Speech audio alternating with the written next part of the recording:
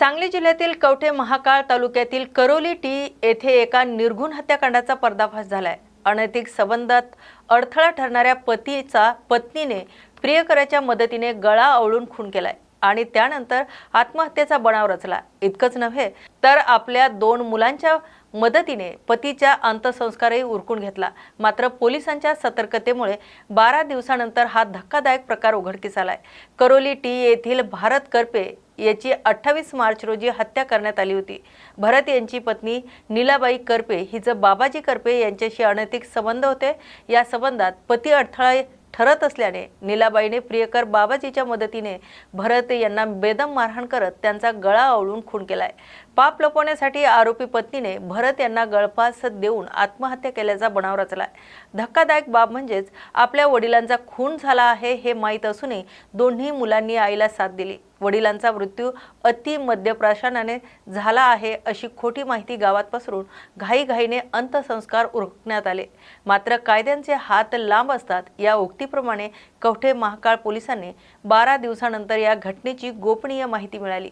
पोलिसांनी संशयावरून तपास चक्र फिरवली असता या हत्येचा गूढ उकललाय। अनैतिक संबंध आणि पुराव्यांच्या विल्हेवाट लावण्याप्रकरणी आता पत्नी, तिचा प्रियकर आणि 2 मुलांविरुद्ध गुन्हा दाखल करून त्यांना अटक करण्यात आली। या घटनेमुळे सांगली जिल्ह्यात मोठी खळबळ उडाली असून पोटच्या मुलांनीच वडिलांच्या खुनाचा पुरावा नष्ट करण्यात मदत केल्याने समाज मन सुन्न झालाय। नमस्कार, मी प्रवीण कुमार कांबळे, पोलीस निरीक्षक कवठे महाकाळ पोलीस ठाणे।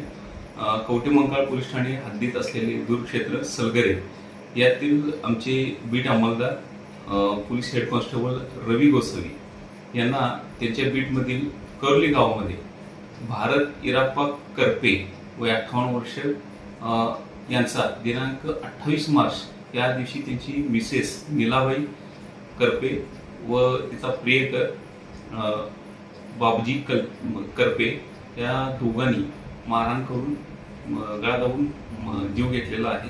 अशा पद्धतीचं खून केला याबाबतची माहिती गोपनीय माहिती मिळाली होती। त्या गोपनीय माहितीच्या अनुषंगाने त्या शेजारी राहणाऱ्या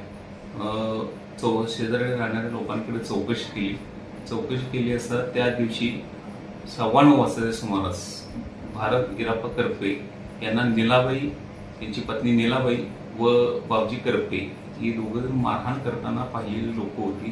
तसेच त्या दिवशी मारहाण केल्यानंतर त्यांना त्यांच्याच भावाच्या घराच्या खिडकीला गळ्यामध्ये ठिबक सिंचनाचा पाईप लावून गळफास लावून गळफास लावण्याचा बनाव केला होता। मात्र त्या ठिकाणी रोहन साळवे हा मुलगा वॉशरूम करता गेलेला असताना त्याने ते पाहिल्यानंतर त्यांना परत इथे हॉस्पिटलमध्ये आणल्यानंतर इथे ते दारू पिऊन मयत झाले अशी खोटी बतावणी केली व त्यांचं पीएम न करता परत नेऊन त्यांचं प्रेत 4:30 वाजता दहन वगैरे केलेलं होतं।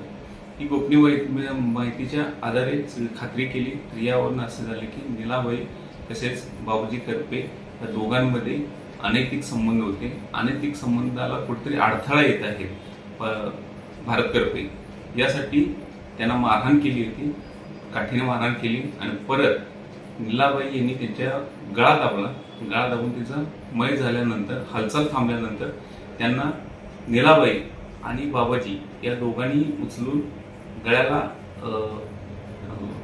ठिबक सिंचनाचे पाईपमध्ये लावून खिडकीला अडकावून गळफास लावल्याचा असा बनाव केला होता। आणि त्यात सामील त्यांची मुलं देखील त्यांना ही बातमी तिच्या आईने सांगितली होती। मिळालेल्या गोपनीय माहितीप्रमाणे सर्व तपास केला असता जे गोपनीय बातमी होती ती पूर्णपणे खरी होती। भारत इराप्पा करपे यांना त्यांची पत्नी नीलाबाई करपे व बाबूजी करपे या दोघांनी मारहाण करून गळा दाबून जीव ठार मारले। तसेच त्यांची मुले अनिकेत करपे व मनोज करपे यांनी त्यांचे प्रेत विल्हेवाट लावण्यासाठी त्यांनी मदत केलेली आहे। असं निष्पन्न झाल्यानंतर त्यांच्या विरोधात कवठे महाकाळ पोलीस ठाणे गुन्हा नंबर 131/2026 BNS कलम 103 1/238 3-5 प्रमाणे गुन्हा दाखल केला असून त्याचा तपास आम्ही स्वतः करीत आहोत.